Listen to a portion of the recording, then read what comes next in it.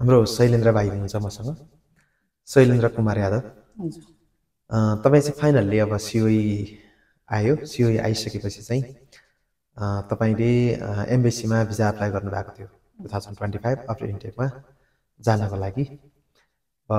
तपाईँ चाहिँ यो अप्रिल इन्टेकको हाम्रो ग्लोबल आइकनबाट पहिलो इन्टरभ्यूको लागि जापानको एम्बेसीबाट तपाईँलाई कल आएको थियो नि त, हजुर बोलाइएको थियो। थोरै अनुभव सेयरिङ गरौँ भनेर तपाईँसँग चाहिँ के कुरा गर्न चाहेँ। तपाईँलाई पहिलोपल्ट एम्बेसीबाट फोन आउँदाखेरि कस्तो आफूलाई अनुभूति भएको थियो, थोरै सेयर गर्नुहुन्छ? Thank you. पहिला एमबिसीबाट फोन आउनुभएछ भने चाहिँ अनि भन्नुभयो कि ठ्याक्कै आज मङ्गलबारको 2 बजेतिर इन्टरभ्यू भनेर। अनि त्यतिखेर त अलिअलि डर लाग्यो के सोध्छ भनेर। अनि फेरि म गोलबाबाको सञ्जय सेन्सीलाई फोन गरेको थिएँ।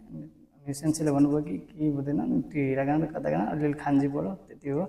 त्यति मैले रिभिजन गरेँ अनि सेन्सी। अनि त्यहाँ फेरि गएर ठ्याक्कै मतलब त्यो हिरागाना र कतागानामा 3वटा हिरागाना सेन्टेन्स र 3वटा कतागानाको सेन्टेन्स त्यतिमा सोधेर ए सजिलो भयो। तपाईँ वहाँ पुग्नुभन्दा अगाडि चाहिँ धेरै डराउनु भएको जस्तो पनि लागेको थियो, तर तपाईँको आत्मबल बढाउने गरी चाहिँ हामीले पनि धेरै गाइडहरू गरिरहेको थियौँ।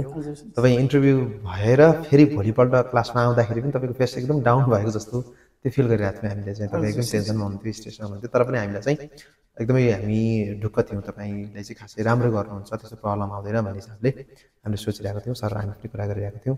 अब आज फाइनली भिजा पनि पाउनुभयो, खुसी हुनुहुन्छ? खुसी हुनुहुन्छ है? खासै जापानिज भाषा राम्रोसँग पढ्यो भनेदेखि कुनै पनि कुराको टेन्सन छैन होइन। एम्बेसीबाट तपाईँलाई फोन आयो भने पनि इन्टरभ्यू भए तापनि खासै ठुलो समस्या छैन भन्ने नै म्यासेज आयो नि त। हस्, थ्याङ्क यू सो मच। हस्।